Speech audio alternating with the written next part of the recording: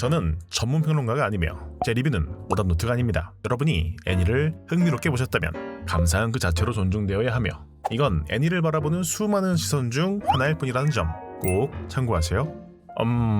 사실상 이번이 채널에서 처음으로 TVA를 다루는 순간인 것 같네요. 굳이 꼽자면 사이버펑크 엣지러너가 있었지만 이것도 제대로 다뤘다기보단 기획 영상에 아까웠으니까요. 솔직히 언제가 될지는 모르겠지만 처음은 강철의 연금술사나 그랜라간, 에반게리온 같은 작품을 다루겠거니 했는데 걸즈밴드로 첫 스타트를 끊을 줄이야. 사람 일 참 몰라요. 아무래도 걸즈밴드이기 때문에 가장 유명한 케이온과 보치도락을 많이 인용할 텐데 어떤 작품이 더 우월하다를 위한 비교가 아닌 차이점을 설명하기 위한 인용인 점 꼭 참고 부탁드립니다. 일단 작품 살펴보며 이야기 나눠보죠.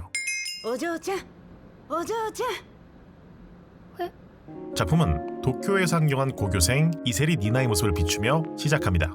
환승하며 헤매는 모습이 나오는데 진짜 일본 지하철은 처음 겪는 사람에겐 미로 그 자체죠. 요코하마행 열차를 타야 하는데 요코스카행 열차를 타버린 덕에 도착이 늦어져서 부동산 중개인을 만나지 못하게 됩니다. じゃあうちで充電する？あ、いえ、結構です。なんとかなると思うので。 옆집의 호의를 받지 않고 도망가는 니나. 카페에서 충전을 하며 집에 전화를 합니다. 本当にそっちでやっていけると？ごめん、電池ないから。 가족의 걱정 어린 핀잔에 서둘러 전화를 끊는 니나. 요 검은 선 빨간 선 연출을 기억해두시면 됩니다. 폰으로 SNS를 체크하던 중 팔로우 중이던 가수의 버스킹 소식을 접하게 됩니다.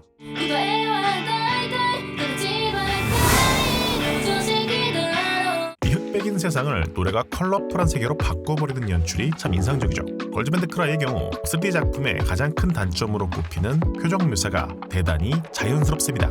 言いたいことがあるならはっきり言えっての。近所迷惑？まあこれ考えたのスバルちゃんなんですけど。勝手に人んちの冷風浴びるな。 그러면서 3D의 강점인 카메라 구도의 자유도 역시 제대로 활용하고 있고요. 3D이기 때문에 작품이 없는 건 덤이죠. 익숙하지 않은 3D이기 때문에 겪는 낯설음만 넘어선다면 작화적으로는 걸즈밴드 크라이에서 크게 깔 부분이 없을 뿐만 아니라 연출력 역시 준수한 편입니다. 다시 얘기로 돌아가서 모모카의 팬임을 어필하는 니나. 훈훈한 장면도 잠시 다른 버스커 무리와 시비에 휘말리고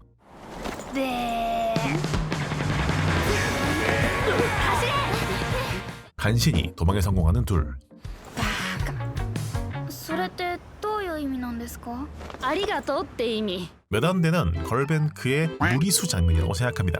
아무리 시골 출신이어도 SNS도 쓰는 여고생이 만국 공통 바디랭 기지를 모른다고? 시골도 사람이 사는 곳입니다. 뭐 이것도 뒷장면을 위한 복선이었는데 한국의 김밥 천국쯤 되는 요시노야에서 밥을 먹는 둘. 川崎は東京じゃないぞ。正確に言うと神奈川だな。横浜の友達。嘘、東京の端っこだって。 중요한 대사가 지나갑니다. 카와사키는 도쿄가 아니라 카나가와다. 도쿄의 끝자락이라도 입성하기 원했지만 실제로 도착한 것은 카나가와라는 점은 상징적인 상황 설계입니다. 牛丼並盛りです。これが牛丼。 아무리 시골이라도 규동 체인점도 없냐는 모모카의 질문에 식사는 반드시 집에서 해야 하는 규칙이 있었다고 답하는 니나. 꽤 엄격한 집안으로 보이는데 니나 혼자 도쿄로 상경이 가능했다는 점은 좀 이상하죠. 아까 검은 선 빨간 선 연출로 보아 그다지 사이가 좋아 보이지도 않았고요. 그렇게 의미심장한 복선을 남기며 끝나는 식사. とっても美味しかったです。ありがとうございました。喧嘩売ってんのか。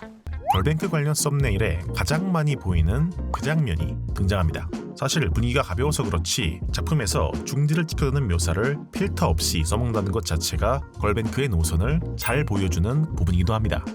모모카의 기타 역시 이런 부분이 두드러지는데요. 찾아보니 사이키델리즘의 사이코 마스터라는 모델이라고 합니다. 그런데 생김새는 영락없이 팬더의 재즈 마스터를 베이스로 하고 있어요. 그리고 이 재즈 마스터는 기타계에서도 꽤 특이한 물건이죠.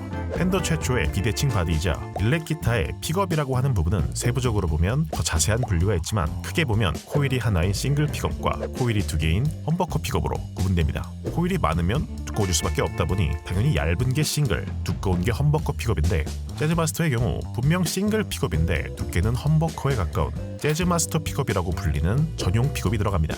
브릿지 역시 전용 브릿지가 개발되었는데 한눈에 봐도 특이하죠. 유이 기타가 레스폴 스탠다드, 보치 기타가 레스폴 커스텀 리이슈인데 깁슨의 레스폴의 경우 펜더의 스트라토캐스터와 함께 가장 널리 알려진 클래식 중의 클래식, 일렉 기타의 모범 같은 제품입니다. 이후 보치가 기변하는 야마하 퍼시피카도 싱글과 험버커 픽업이 같이 채용된 상당히 범용성이 뛰어난 모델이고요. 반면에 재즈마스터는 고유의 사운드는 있지만 범용성도 떨어지고 인기도 마이너합니다.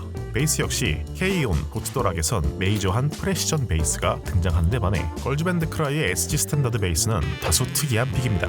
즉 재즈마스터 베이스의 하이엔드 브랜드를 작품의 메인 기타로 내세운 건 걸즈밴드 크라이가 대중성보단 자신만의 길을 가겠다는 고유함을 내세우겠다는 의미기도 하겠죠. 실제로 3D 애니라는 점도 독특하고 걸즈밴드물답지 않은 내용물의 작품이기도 합니다. 일단 다시 애니로 돌아가죠. どこがありがとうって意味なんですか全然違うじゃないですかごめんごめん 전철이 끊겨서 모모카의 집에서 자게 되는 둘. 기타를 칠 줄은 모르지만 동경은 하고 있는 니나. 푸근한 아티스트와 팬의 대화가 이어지던 것도 잠시. 私は明日帰るんだ旭川に 고향으로 내려가겠다는 모모카의 은퇴 선언. 仕方ないだろ売れなかったんだからライブや音楽の収入だけじゃ生活は厳しい 음악이 안 팔린 아티스트는 어쩔 수 없다. 알바의 연속일 수밖에 없다는 대사가 지나갑니다. 모모카의 등장 장면에서 불렀던 빈 상자는 니나도 알고 있는 굉장히 조회수가 높은 곡이었는데 왜 돈이 없냐고 묻자 人にあげちゃったえその曲の権利はもうないんだよ 남에게 줘버렸다는 모모카. 그러면서 자연스레 니나의 사정에 대한 이야기로 화제가 전환되는데 貯金ありますし家出るとき少しだけお金ももらいましたからなんだ楽勝じゃん 사실 어찌 보면 그런갑다 하고 넘어갈 수 있는 대사잖아요. 하지만 이 애니는 그러지 않습니다. 勝手に楽勝なんて決めつけないでくださいコーヒーごちそうさまでしたお邪魔しました 적당한 사회생활을 하기보단 진심으로 부딪혀요.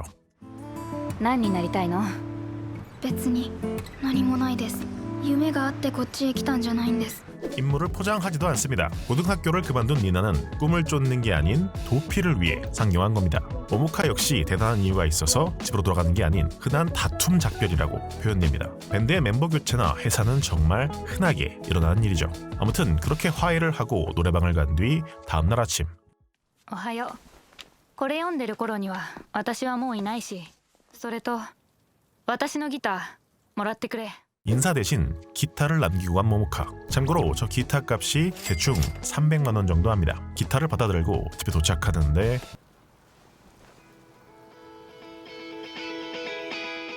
모모카가 남긴 마지막 사인을 보고 뛰쳐나서는 니나. 저 비 오는데 케이스도 없이.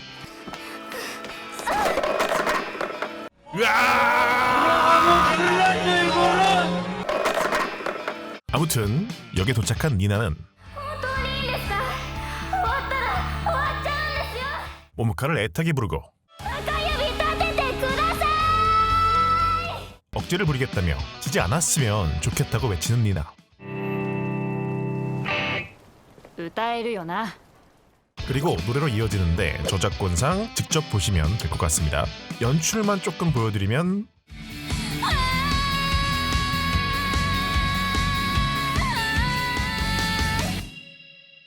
뭐 이렇습니다.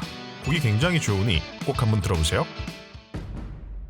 이렇게 1화를 소개해드렸는데요. 주연 멤버 2명의 소개 정도로 끝난 에피소드라 아직 본격적인 갈등은 시작하지 않았지만 이미 일상물스러운 느낌은 많이 없죠. 오히려 열혈 청춘물에 더 가까운데 본격적으로 멤버가 모이고 밴드를 해나갈수록 이런 면모는 더 강해집니다. 1화만 해도 이미 오프닝에서 확인할 수 있는 멤버들이 요시노야에서 알바를 하고 있는 모습으로 등장하고 모모카도 생활고로 음악을 포기한다는 이야기가 나왔는데요. 이 역시 걸뱅크의 중요한 차이점인데 모모카부터 이미 성인이고 추후 등장할 나머지 멤버들도 자퇴고나 성인으로 채워져 프로를 지망하는 걸뱅크는 여고생 밴드와는 조금 궤를 달리할 수밖에 없습니다. 성공이라는 것이 담보되어 있지 않은 음악씬에서 프로를 지향하는 이들의 알바 생활도 등장하고 소가리가 핵심적인 갈등으로 등장하는 걸뱅크의 이야기는 훨씬 어두울 수밖에 없습니다. 그래서 케이온과 유사점을 찾을 수 있는 보치와는 다르게 걸뱅크는 다소 현실적이었던 백이 떠오르는 작품입니다. 백도 굉장히 좋아하는 작품이지만 만화에서 너무 천상의 목소리로 묘사해버린 덕에 애니에선 기대치에 미치지 못했고 영화는 아예 무음 처리로 넘겨버렸죠.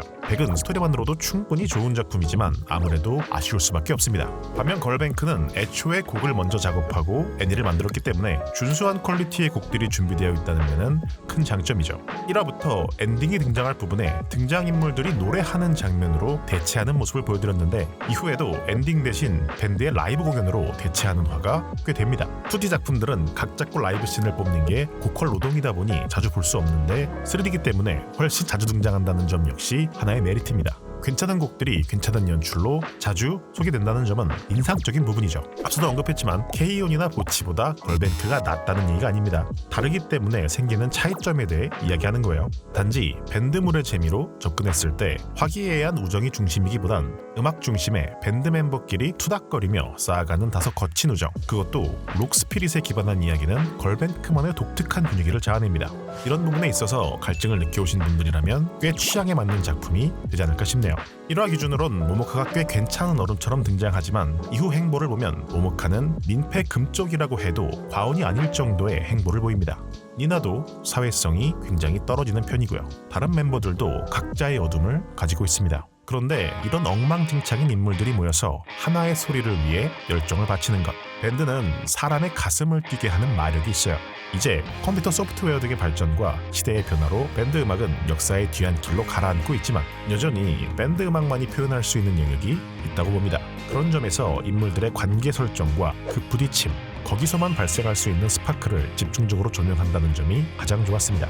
물론 관계 설정만이 아니라 미장센을 이용하는 등의 화면 연출 면에서도 얘기할 거리가 꽤 있는 작품입니다. 기본적으로 3D 인물, 2D 배경을 채용하고 있는데 상상이나 과거 회상에선 2D로 인물이 그려지는 구간이 있습니다. 그런데 니나 모모카의 과거 회상처럼 3D가 그대로 채용되는 구간의 차이점이라던가 토모의 물방울을 이용한 심리 연출, 인물의 배치를 이용한 연출은 특히 시파에서 두드러졌는데 예를 들어 이 한 장면만 해도 문으로 차단되어 있는 아버지와 니나의 마음의 거리감, 의자 위에 앉아있는 니나와 바닥에 앉아있는 아버지의 임하는 마음가짐, 그럼에도 프레임상으론 더 높은 곳에 위치한 아버지의 위치 등을 눈여겨볼 수 있고요. 언니의 무릎 베기를 거부하는데 이때 둘 사이간에 처져 있는 침대의 기둥이라던가 비교적 구형인 삼각 지붕 지배 프레임 안에 들어가 있는 아버지와 신식 건축 평면 지붕 지배 프레임에 위치하지만 프레임 밖으로 나가 있는 니나, 그리고 아버지를 향한 니나의 스피어 어택까지, 이런 디테일들은 기회가 된다면 완결 후에 한번 다뤄보도록 하겠습니다. 대본을 작성하고 있는 현재는 아직 시즌1이 완결이 나지 않은 작품이기 때문에 이게 어디로 흐를지는 모르겠어요.